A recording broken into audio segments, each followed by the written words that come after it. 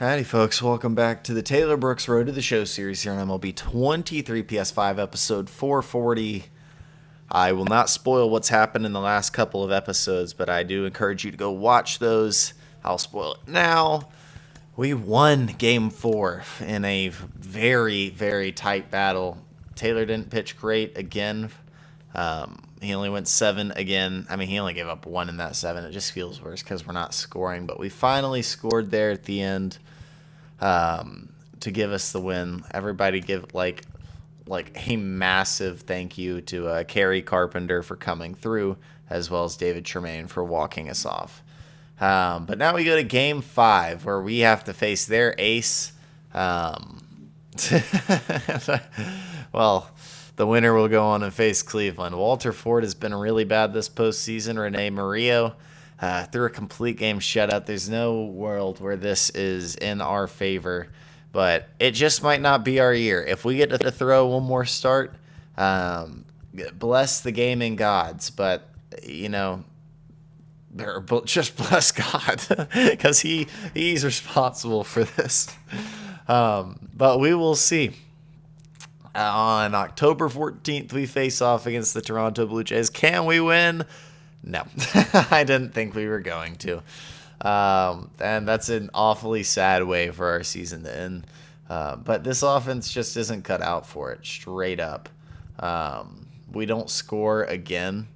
And I don't know if there's many ways we could have simmed this and won. But honestly, a successful year for the Mariners to even get this far and force a great Toronto team to 5 games. So we will follow along with that Toronto team as we watch them take on the Guardians. And like I said, on the other side is St. Louis versus Colorado. So here we go. And Toronto loses both. Wow. Cleveland looking, they're not messing around. Colorado's not messing around either. They win all 3 against the Cardinals, and then they lose there. Cleveland's up 3-0. A win there, and we have a Cleveland-Colorado World Series. How about that? I did want to go ahead and 2 seconds, because I don't want to sit here in silence. We're going to save this.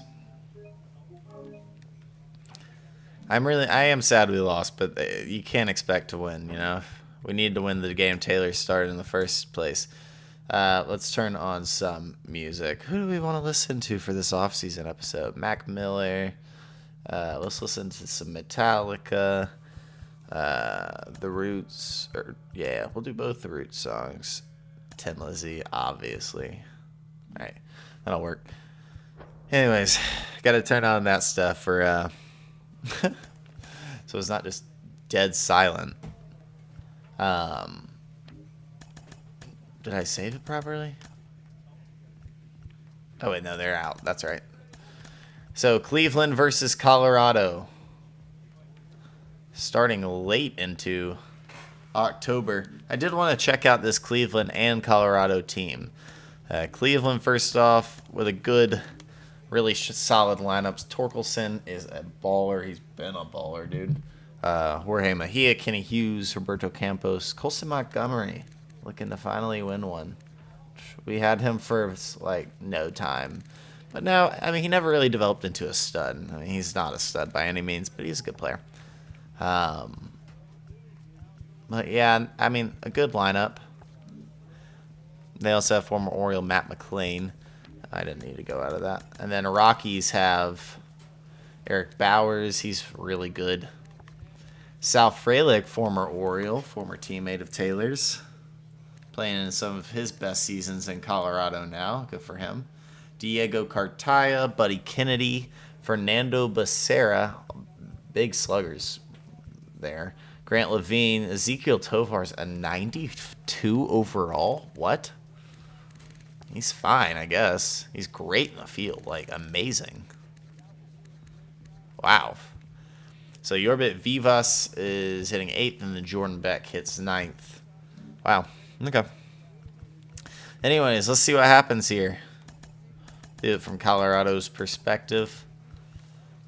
Game 1 goes to the Rockies 2-1. Game 2 goes to the Rockies 8-1. They win both on their home field. And then they win there, and they cannot sweep them. Okay, so a 3-1 now.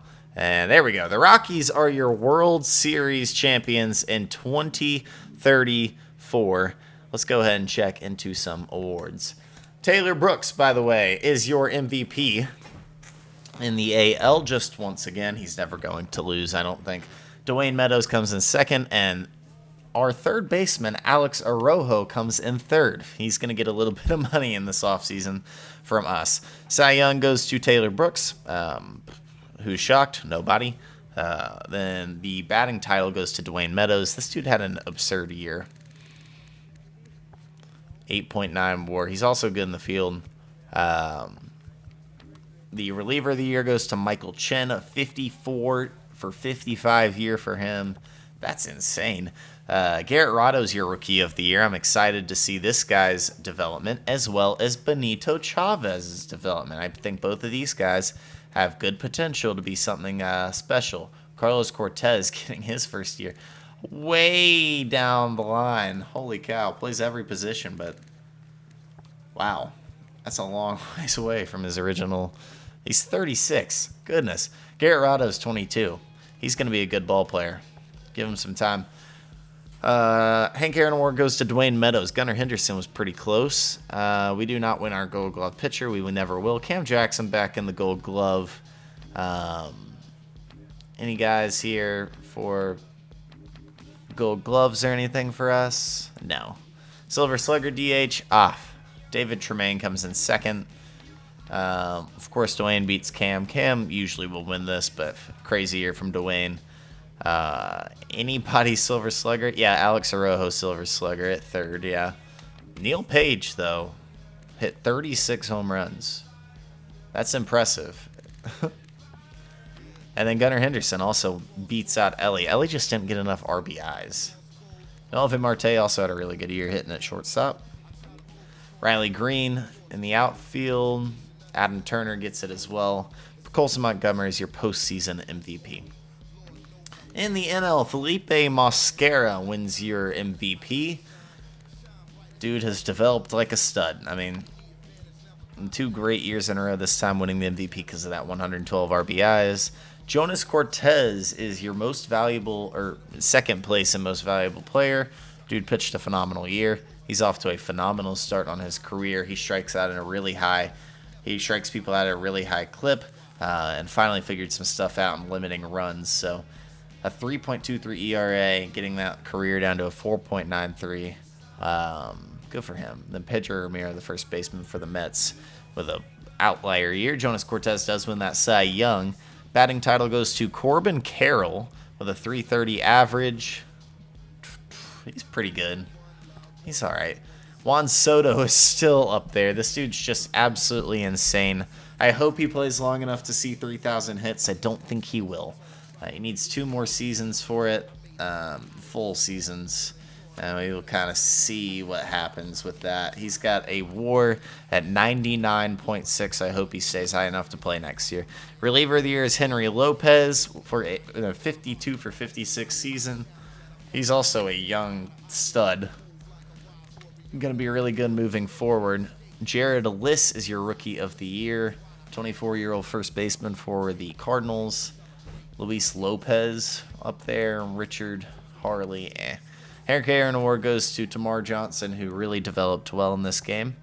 And then here are your Gold Gloves and Silver Sluggers. Bobby Turner wins one with a 32 home run year. Great year for him in the Miami Marlins. No hate from me because we have Alex Arrojo, but I do wish we still had Bobby too. Postseason MVP is Buddy Kennedy, and the World Series MVP is Buddy Kennedy, who he's so good. He's so good. Anyways, that wraps it up for the season. We are in a contract year. We have to make a decision on what we are going to do, and I have already decided what I want to do, and you're about to see it. But first, we view the retired players. Anybody going to the Hall of Fame? Alec Boehm retires. A good career, almost 2,000 hits. Definitely not Hall of Fame worthy.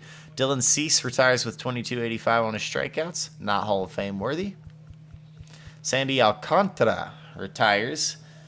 Great career for him. Honestly, might be Hall of Fame worthy. But I don't think the game's going to see it that way. So, nope. Carter Kieboom, definitely not. Jazz Chisholm retires, the cover athlete for this game, with 1391 on his hits, 259 homers. Cody Bellinger retires as well.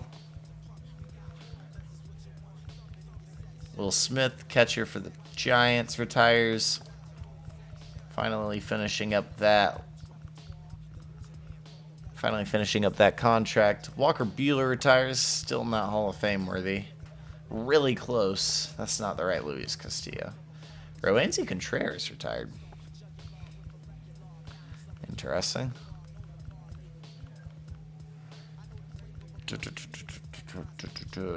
Austin Hayes.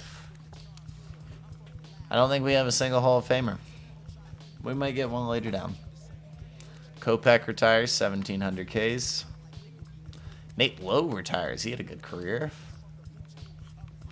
Ryan Mountcastle. Wow. What a drop-off lately. I didn't realize he dropped off so hard. But he did. Ryan Pepia. Okay. Cal Raleigh. We played with him for a little bit. And when did we play with him? 2027, I guess? Must have been. Didn't know we were with this team in 2027, honestly. Anthony Santander. We played some with him. Good career. Justice Sheffield. Glaber retires.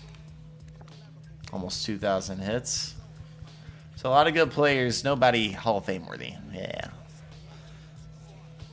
Anyways. Here we go. We sim the offseason. We have an offer. They're offering us 7 years. $236 million. I am going to stay with the Mariners. I am not going to sign a 7-year deal. We're signing another 2-year deal with a player option. No, but we'll ask for less money. I don't really care as much about the money. We'll go down to $66 million. We'll go 66,100. Cool. So we're staying with the Mariners another 2 years. So through year 14 at least, we will be a Mariner. Makes sense. Yeah, all is well, life is good. I am curious to see what happens to Gunnar Henderson.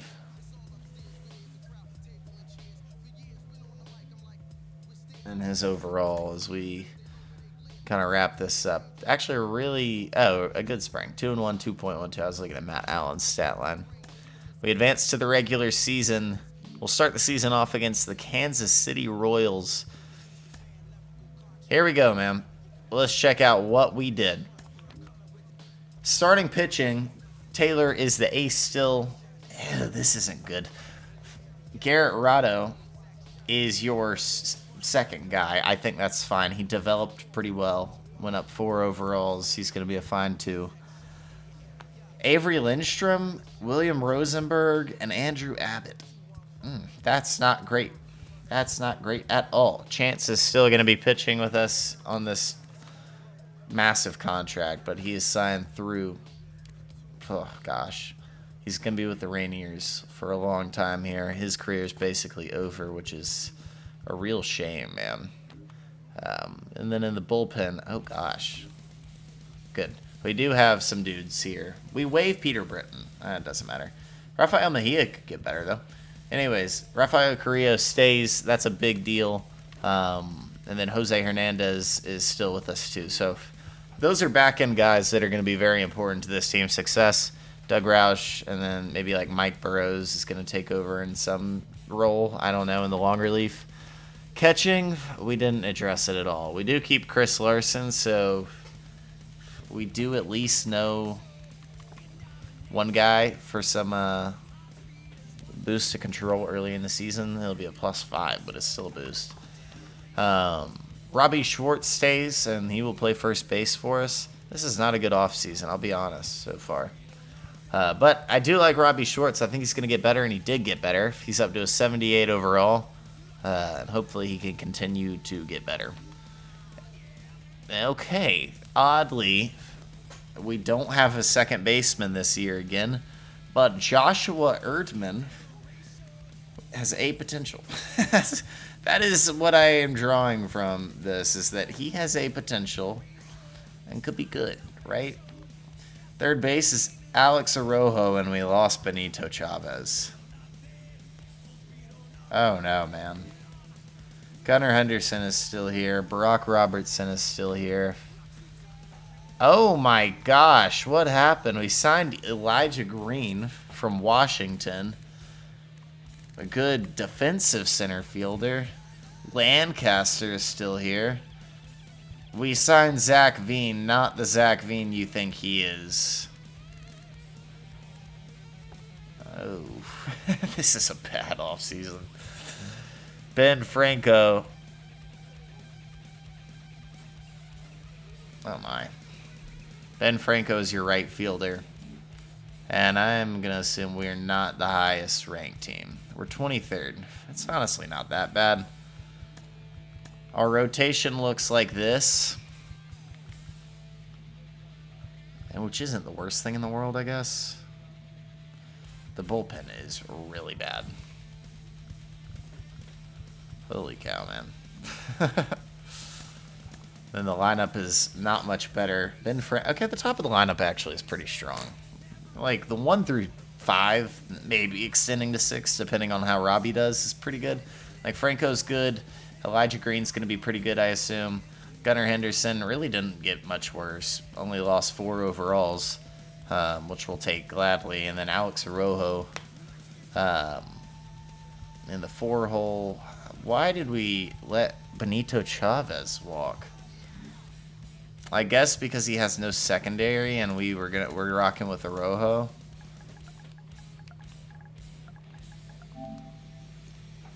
Benito Chavez is up to an 80. Okay, that's not actually a big jump. He was a 78, so. Or was he a 76? He was a 78, and he was a 26-year-old. That was it. Okay. Well, I mean, there's nothing we can do about it now. We're the one who's choosing to ride or die with Mariners here. Maybe one day we'll leave, but today's not the day. If you like the video, hit the like button and subscribe to the channel. We're definitely getting copyrighted for this, but I hope you enjoyed the tunes in the background. Brought to you by MLB, the show. Anyways, Kansas City for the first 4. White Sox after that. It's going to be a season, that's for sure. I don't know what is going to happen. I'm not sure if I appreciate any of this, really. Yeah, we just straight up traded for Zach Veen. That makes me feel worse about things. But Zach Veen's going to hit, right? Right? Right? He's going to hit. He's going to hit, and everything's going to be fine. Julio Rodriguez is gone. Did we just let him go?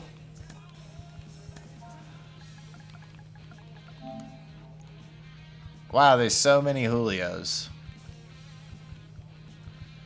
Well, he's a free agent. Wow.